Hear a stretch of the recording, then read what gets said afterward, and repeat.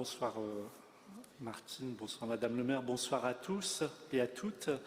Avant la mise en exergue de 2 délibérations à ce Conseil relatives au projet de la base Dole et à la déclaration de projet du site Concorde, permettez-moi tout d'abord de dire 2 mots d'actualité sur la nature. Alors tout d'abord, quelques mots sur le zoo. Donc cette année encore, le zoo a connu une belle saison avec plus de 282 000 visiteurs qui s'est achevée le 12 novembre. Une affluence à saluer malgré les difficultés que nous avons rencontrées qui rendaient hors d'usage la billetterie. Comme chaque année, le zoo ferme pour la période hivernale afin de ne pas exposer au froid les espèces qui ne le supporteraient mal et il rouvrira au public pour les vacances d'hiver samedi 24 février. C'est aussi l'occasion de travaux de maintenance. C'est une saison remarquable, riche en animation qui prend fin et sur laquelle je souhaite revenir puisqu'elle nous permet d'agir sur plusieurs axes dans la poursuite de notre politique en faveur de la biodiversité et du bien-être animal. Tout d'abord, nous agissons sur la sensibilisation à la biodiversité auprès du grand public et dès le plus jeune âge. C'est tout le sens de l'accès permis aux enfants et ados à partir de 11 ans en toute autonomie dans le cadre de notre politique de la ville à hauteur d'enfant. L'expérimentation que nous avons initiée avec Charlotte Brun s'est déroulée avec succès et cet accès sera généralisé. Nous avons également mené des animations régulières. Parmi celles-ci, le 13 septembre, la journée magique, organisée avec Sylviane Delacroix, destinée aux enfants atteints de longues maladies et porteurs de handicap, ainsi qu'à leurs familles. Les 16 et 17 septembre, les journées de la conservation, à l'occasion desquelles une grande collecte de dons est reversée aux associations de protection animale. Le CPPR pour les pandas roux, AB Conservation pour les binturons, Little Firefest pour les loris, on a des loris lents dans ce parc zoologique, et le groupement ornithologique du Nord, le GON, pour la faune sauvage de notre région. Nous restons mobilisés pour la protection animale et dans la lutte contre les trafics, ce qui nous a conduit, en lien avec notre collègue Christelle Dibert, à secourir 3 servales et à les accueillir temporairement en attente de leur trouver une structure adaptée. C'est chose faite et nous nous en réjouissons. Ensuite, après la saison aux zoo, la saison des plantations, avec l'automne et l'arrivée de l'hiver, comme chaque année, s'ouvre une nouvelle saison de plantation, l'occasion de faire le point sur le bilan de la saison passée et d'ouvrir les perspectives pour celle à venir. Ces plantations prennent plusieurs formes, la plantation d'arbres isolés dans les parcs, jardins, cours d'école, terrains de sport. Madame le maire vous a parlé un peu plus tôt des arbres replantés, bien naturellement, suite à la tempête par exemple, mais pas seulement. Arbres plantés le long des voiries à l'occasion de la métamorphose de nos espaces publics, microboisement, comme c'est le cas sur la colline de l'échangeur de la 1-25 en lien avec la direction interdépartementale des routes du Nord et l'association La Racine, ou encore dans le cadre de travaux d'urbanisme. La saison qui s'ouvre est l'occasion pour les Lilloises et les Lillois de tous âges d'y contribuer, que ce soit lors de temps pédagogiques organisés en lien dans un cadre scolaire et en lien avec la végétalisation des cours d'école, c'est l'image que vous aviez à l'écran, ou lors d'événements participatifs que nous menons avec des associations et qui permettent à chacun de contribuer à ce grand objectif commun de planter 20 000 arbres d'ici 2026. Alors cet objectif, Audrey Lincoln nous l'a rappelé tout à l'heure à l'occasion de la présentation du rapport développement durable, il est atteint avec déjà 28 566 arbres plantés et nous maintenons ce rythme de plantation car c'est pour nous l'investissement dans un patrimoine arboré indispensable à la lutte contre le changement climatique, à l'adaptation de notre ville et à la mobilisation de nos concitoyens, quel que soit leur âge. Cette année encore, nous proposons une campagne participative de plantation citoyenne pour planter plus de 7100 arbres.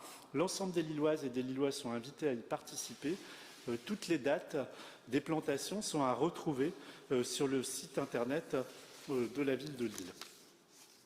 Donc après ces éléments d'actualité autour de la nature, la première délibération, la délibération numéro 23-564, relative à la mise à disposition de parcelles à la métropole européenne de Lille, vise à permettre le lancement des travaux de requalification écologique et paysagère du bras de la base Dole. Ces travaux, qui seront engagés dès le début de l'année 2024 à Lille, Saint-André et la Madeleine. Il marque la première étape concrète du grand projet d'Euralille à la Deûle, dont la concertation entame sa seconde phase en ce moment. Pour rappel, le territoire d'Euralille à la Deûle, ce sont 200 hectares, on peut rester sur le slide précédent, que nous voulons relier pour créer un grand arc vert métropolitain qui connectera le centre-ville, le secteur d'Euralille jusqu'à la citadelle. Au nord de la ville et en liaison avec les territoires voisins, notre ambition est d'y créer une véritable infrastructure environnementale, de nature et de loisirs, support de nouvelles mobilités avec l'arrivée dans quelques années du tramway. Depuis cet été, une équipe d'urbanistes paysagistes en chef a été désignée suite à un dialogue compétitif. Il s'agit de l'agence Terre. Elle a été retenue pour la qualité de sa démarche en mettant en avant la question du vivant. Une démarche qui met en forme la vision de la ville bas carbone et de la ville vivante que nous portons, Madame le maire, une ville qui associe dans ses transformations les dimensions sociales et environnementales. L'élaboration du plan guide du projet est en cours. Elle sera nourrie ces prochaines semaines par différents ateliers, ce qui nous donnera l'occasion de revenir bientôt sur ce grand projet pour notre ville et notre métropole. Sans attendre, avec le concours de l'AMEL, au titre de ses politiques en matière de climat et de trame verte et bleue, ce qui est l'occasion de saluer encore l'impulsion donnée par Audrey Linkenheld et poursuivie à la métropole européenne de Lille désormais par Charlotte Brun. Donc au titre de ces politiques, sur les 10 hectares du projet de la base Deûle, les premiers investissements qui engagent la métamorphose paysagère de ce territoire de projet. Il s'agit, dans un secteur objectivement délaissé aujourd'hui et à l'écart des itinéraires de promenade, de remodeler le paysage et recréer des liens en s'appuyant sur les différents objectifs qui s'affichent à l'écran. Renforcer la trame verte, planter et conserver des arbres, favoriser la biodiversité, rendre le site accessible à tous, valoriser la marche et le vélo, encourager la ville bas carbone et accueillir bien évidemment tous les âges. Alors voici une vue du site aujourd'hui et notamment de la Tortue, un cours d'eau créé historiquement pour irriguer les marais de l'île et de l'Homme, mettre en eau les fossés de la citadelle et des fortifications du nord du Vieux-Lille.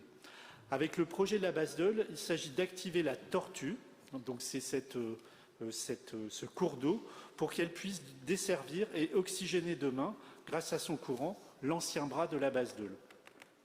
Au-delà de cette renaturation des cours d'eau, sur plus de 600 mètres, les interventions portent sur la constitution de nouveaux cheminements pour les piétons et les cyclistes. Ils offriront de nouvelles promenades permettant de connecter l'avenue du peuple belge à la Deûle, y compris en longeant la base Deûle jusqu'à son embouchure, ce qui n'est pas possible aujourd'hui. 2,5 km de cheminement seront créés, une passerelle sera réalisée, un point haut restauré, sans compter la plantation de 554 arbres, la création de 4000 m² de boisement et d'1 km de haies, ainsi que la création de nouveaux jardins familiaux. Par rapport au constat d'espace délaissé sur ce secteur, c'est un retournement d'image que nous voulons réaliser. Au-delà, c'est donner envie d'aller à la découverte des écosystèmes d'une grande richesse qui anime ce morceau peu connu de la ville et de l'île et de Saint-André, notamment entre fortifications, terre et eau. Le projet qui s'affiche à l'écran se développe d'une part côté Vieux-Lille et d'autre part côté Deûle. Au-delà des cheminements dédiés aux modes actifs, les grandes nouveautés seront l'ouverture d'une entrée par l'avenue Winston Churchill, la création d'un parvis rue du Guet, 12 nouvelles parcelles de jardins familiaux, la réalisation d'une passerelle dans les arbres et la création d'une grande pelouse ouverte à tous avec vue sur le bras de la base Deûle renaturée. Julie Nicolas, d'ailleurs, m'avait posé des questions sur ce projet au précédent conseil municipal. Bon, vous lui raconterez. Voilà. Avec Jean-Claude Menot, l'adjoint en charge du quartier du Vieux-Lille, et avec Christelle Libert, conseillère déléguée aux jardins partagés et familiaux, nous avons rencontré à plusieurs reprises cette année les usagers du secteur de la Poterne pour échanger sur la mise en œuvre sur le terrain du projet. Un dialogue qui a permis, par exemple, d'intégrer au projet un verger accessible à tous. Voici une vue de la passerelle, espace partagé par les piétons comme par les vélos et bien sûr adapté aux personnes à mobilité réduite ou aux poussettes, dans le cadre d'une démarche d'accessibilité qui a animé la conception du projet, chère Sylviane. L'environnement du projet sera également remodelé avec la réhabilitation du site de l'ancienne usine élévatoire en restaurant-bar, espace de coworking, de co-living ainsi qu'une micro-crèche. Là, les travaux sont en cours pour une livraison annoncée en 2 temps, début 2025 et au printemps 2025. Vers la Deûle, le cheminement se poursuivra et permettra de longer le bras de la base Deûle en passant sous le pont de l'actuel boulevard autoroutier Robert Schuman. Sur cette perspective, donc c'est l'image qui suit, la rénovation du pont dit des 3 arches permettra d'organiser les continuités cyclables vers les dispositifs qui longent le boulevard Schuman. Les piétons pourront longer la rivière de part et d'autre de l'ouvrage. Comme je vous l'ai indiqué, et c'est l'objet de la délibération ce soir, permettant d'organiser les installations de chantier sur une parcelle de la ville située à Saint-André, les travaux vont démarrer dès le début du mois de janvier dans le secteur nord, côté Deûle. Du côté du Vieux-Lille et des jardins de la Poterne, pour réaliser la grande pelouse, la requalification de tous les espaces et les nouveaux cheminements au bord de la base Deûle, le chantier se réalisera en 2 temps. Le premier temps, un nettoyage et un désamiantage dès ce printemps sur la base des dernières études à mener en début d'année. Deuxième temps, le démarrage des travaux en août 2024 pour une durée prévisionnelle d'1 an qui nous emmènera fin 2025. Une dernière phase le long des remparts prolongera à terme la mutation de cet espace situé entre l'actuel jardin écologique et l'avenue du peuple belge. Sa programmation avec le concours de la MEL est encore en cours de définition. Quelques mots enfin des démarches de participation citoyenne. Le projet Base Deûle, celui que je viens de vous présenter, qui démarre dès ce mois de janvier, fera l'objet d'une présentation public avec le vice-président de la métropole européenne de Lille aux espaces naturels, Jean-François Legrand, en présence de Jean-Claude Menot, de Christelle Libert et de moi-même, le jeudi 21 décembre prochain à la Halle au Sucre, salle Camelot. Quant à la démarche plus large d'Euralille à la Deûle, elle entame sa 2e phase après les temps de diagnostic participatif en 2022, une nouvelle étape de concertation qui vise à nourrir l'élaboration du plan guide. La séance de présentation de l'ensemble de ces ateliers se déroule demain matin à 10 h au siège de la MEL et la concertation se poursuivra sous forme d'ateliers jusqu'au 1er mars 2024, ateliers d'ailleurs auxquels seront présents, participeront mes collègues élus, Jacques Richir, très mobilisé sur ce projet de rallye à la Deûle, Pierre Posmic, également sur les enjeux de mobilité active notamment. Donc voilà pour ce premier point. J'ai été un petit peu long, mais bon, il me semblait assez important de pouvoir vous présenter de façon détaillée un chantier qui démarre véritablement dans quelques semaines. Venons-en maintenant, sauf à ce qu'il y ait des questions, au projet de la délibération relative au site Concorde, puisqu'il est proposé ce soir que notre conseil municipal se prononce sur la déclaration de projet que la métropole européenne de Lille, la MEL, sera amenée à prendre lors de son prochain conseil sur le projet de renouvellement urbain Concorde. La délibération de la ville de Lille qui vous est soumise s'appuie sur les conclusions du commissaire enquêteur sur le dossier suite à l'avis d'enquête publique qui s'est déroulé cette rentrée. Celui-ci a émis un avis favorable à la demande d'autorisation environnementale, avis sans réserve et assorti d'une recommandation pour prendre en compte les observations de l'hydrogéologue agréé, des recommandations concernant principalement des mesures de conception des ouvrages, de précaution et de gestion de l'eau dans le projet, déjà intégrés avec le pacte Lille bas carbone. Alors ce projet, je le présente, mais Estelle Rode aurait dû le présenter tout autant que moi, et voire plus que moi, puisque c'est elle qui le porte littéralement en tant qu'adjointe au maire déléguée au renouvellement urbain et déléguée au quartier du faubourg de Béthune.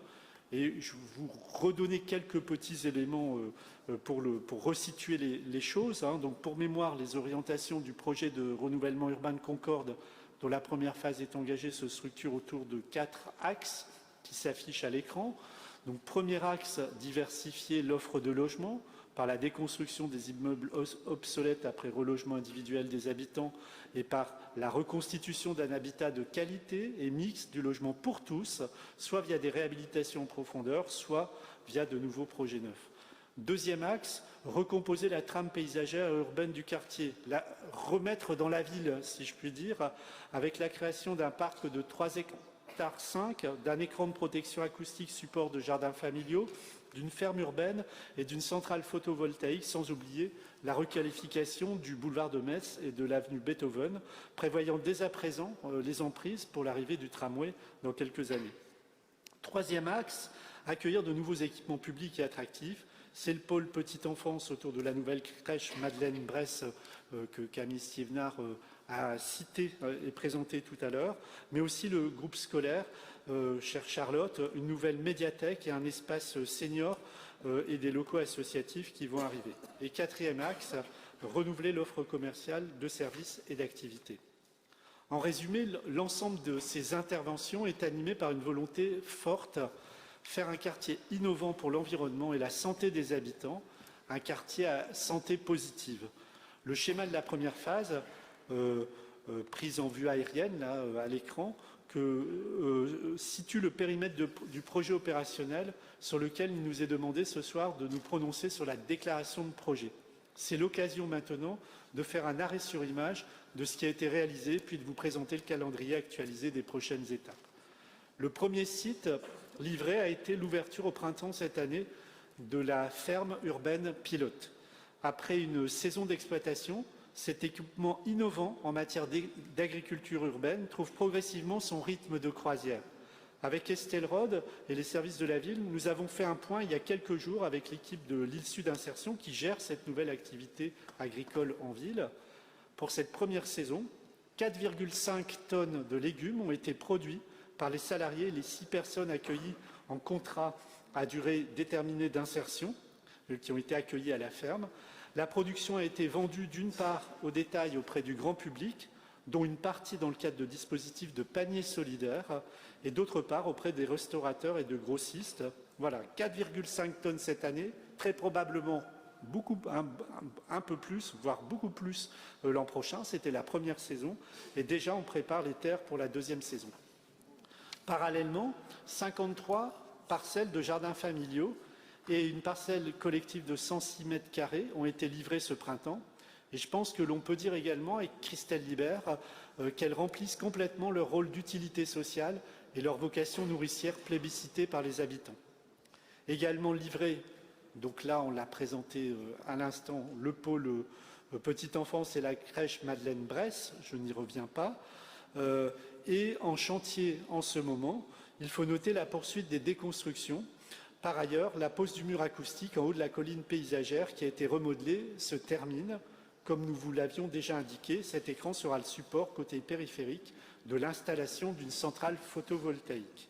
En conclusion, sur cette frise du temps s'affichent les étapes franchies et à venir pour la réalisation de ce formidable projet, porté dans le cadre du renouvellement urbain et piloté par la ville, par ma collègue Estelle Rode. Après la livraison du site pilote d'agriculture urbaine et de la crèche, la délibération de ce soir, Madame le maire, chère Martine, chers collègues, va nous permettre d'entrer véritablement dans la phase d'aménagement engageant la métamorphose de Concorde.